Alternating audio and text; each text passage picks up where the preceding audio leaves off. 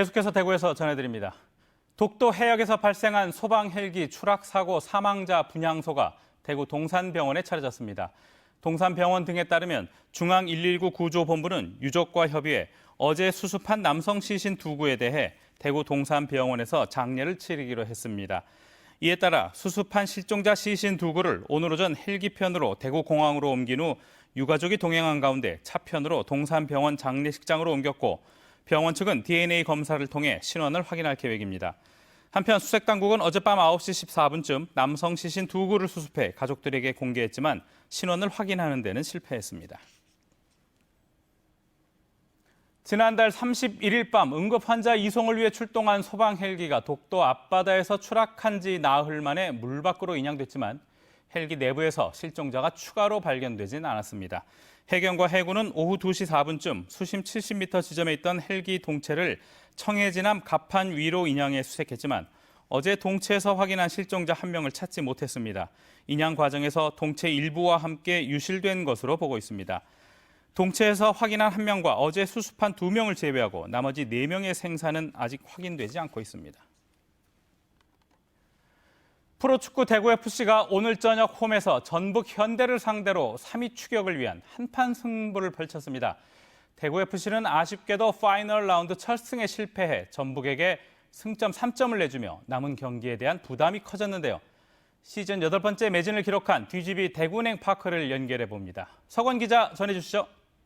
네, 12,000여 매진 관중과 함께한 DGB 대구은행 파크는 해가 지면서 급격히 쌀쌀해졌지만 팬들의 응원 열기는 경기 초반부터 뜨거웠습니다. 대구 경기에 앞서 펼쳐진 1위 울산과 3위 서울의 경기 결과로 두 팀도 치열한 대결을 예고했는데요. 울산이 승리하면서 전북은 선두 울산과의 격차를 따라잡기 위해 총력전을 예고했고 대구도 서울과의 승점차를 줄이기 위해 승리가 절실했습니다. 경기 초반 흐름을 먼저 잡은 건 대구. 하지만 전반 10분 이동국의 선취골이 터지며 쉽지 않은 경기를 펼칩니다. 서로 몇 차례 위협적인 장면을 주고받은 두 팀. 특히 대구는 세징야의 결정적 슈팅이 잇따라 골문을 빗나가며 아쉬움을 삼켰습니다. 전반 점유율과 슈팅에서 모두 앞서고도 동점에 실패한 대구는 후반 시작과 동시에 추가골을 내주며 0대2로 끌려갑니다. 후반 투입된 에드가를 중심으로 여러 차례 득점을 노렸지만 실패하며 결국 0대2로 경기는 끝났고 대구의 파이널 라운드 첫 승 달성은 또다시 미뤄졌습니다. 오늘 경기를 마친 대구는 약 2주간의 A매치 휴식기에 접어듭니다.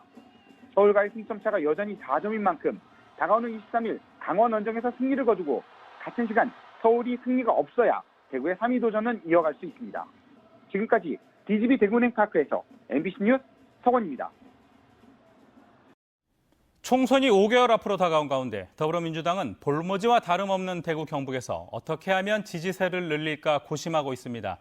여당으로서 정책을 개발하고 인지도 큰 인재를 영입해 바람을 일으키는 크게 두 축을 중심으로 총선 전략을 마련하고 있습니다. 조재한 기자가 전해드립니다. 더불어민주당은 총선 전략공천 1호로 김수현 전 청와대 정책실장을 점찍었습니다. 여기에 전국적 인지도를 갖춘 인사들을 대구 경북에 집중적으로 투입해 바람을 일으킨다는 구상이었습니다. 하지만 김 전 실장 고사와 조국 전 장관 문제를 겪으며 진전은 없었습니다. 민주당은 현재 구도로 총선을 치르기에는 어려움이 많다는 판단 아래 김수현 전 실장 재추진 등 전국적 인지도를 갖춘 인물 영입을 노리고 있습니다. 단지 총선만을 위한 인재 영입보다는 대구 미래의 5년, 10년을 바라봐서 좀 진짜 필요한 예산이라든지 임무를 위해서 좀 더 심사숙고해서 지역민을 위해서 그리고 총선 승리를 위해서 그거는 이제 인재 영입이 꼭 필요하다라는 것이 이제 민주당의 전략입니다. 인재 영입과 함께 여당으로서 군공항 이전이나 구미형 일자리 같은 정책을 내세워 지역 현안에도 적극적으로 나서 민심을 돌린다는 전략입니다. LG화학에 끝나지 않고 제2, 제3의 대기업 유치가 가시권에 드러날 것입니다. 그리고 공공기관 지방 이전 계획도 보다 구체화해서 드러낼 것이고요. 오랫동안 고전해온 대구 경북에서 지지세를 얼마나 넓힐 수 있을지 민주당은 정권이 바뀌고 치르는 첫 총선이라는 시험대에 올랐습니다. MBC 뉴스 조재한입니다. 대구시가 미세먼지 저감을 위해 2028년까지 도시숲 285곳을 조성합니다. 대구시는 서대구 산업단지와 성서 산업단지 등 두 곳에 미세먼지 확산을 차단하는 숲을 조성하는 한편 생활환경숲 78곳 81헥타르, 명상숲 15곳 1헥타르, 산림공원숲 3곳 92헥타르 등을 조성합니다. 대구시는 나뭇잎이 미세먼지를 흡수하고 가지와 나무줄기가 미세먼지를 차단하기 때문에 도시숲 조성을 통해 미세먼지를 줄이고 폭염도 완화시킬 수 있을 것으로 기대하고 있습니다. 대구시 환경공무직 노동조합은 중구의회 이경숙 의원이 환경미화원을 사적으로 불러 고압적으로 부당 지시를 했다는 내용의 갑질 의혹을 국민권익위원회에 신고했습니다. 신고 내용에는 장애인 주차구역 상습주차, 허위사실 유포 등도 포함됐습니다. 이에 대해 이 의원은 입장문을 내고 노조가 제기한 갑질 의혹과 장애인 주차구역 상습주차 등은 전혀 사실이 아니며 정당한 의정활동을 방해하고 흠집을 내려는 악의적인 의도라고 반박했습니다.